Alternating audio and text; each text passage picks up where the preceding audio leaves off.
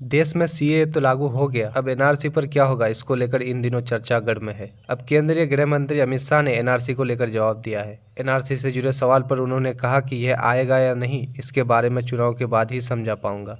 हालांकि अमित शाह ने यह भी स्पष्ट किया कि उनके कहने का मतलब यह बिल्कुल नहीं है कि चुनाव बाद एनआरसी आएगा। अमित शाह शुक्रवार को इंडिया टुडे कॉन्क्लेव में बोल रहे थे। इस दौरान उन्होंने सीएए से जुड़े कई सवालों का जवाब भी दिया। गौरतलब है कि सीएए लागू होने के बाद विपक्ष इसको लेकर हमलावर है। वहीं देश के कई हिस्सों में इसको लेकर विरोध प्रदर्शन भी हो रहा है। इस दौरान अमित शाह ने कहा कि सीएए में एनआरसी का कोई वायरस नहीं है, ये अलग कानून है। इसमें नागरिकता छीनने का कोई कानून नहीं, बल्कि देने का कानून है।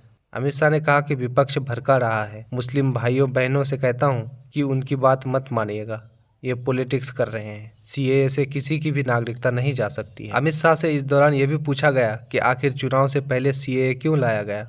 उन्होंने कहा कि 5 साल पहले 2019 में कानून पास हो चुका था। भाजपा के घोषणा पत्र में भी इसको लेकर कहा गया था। हमने कहा था कि अगर हम बहुमत में आते हैं तो ये कानून लेकर आएंगे।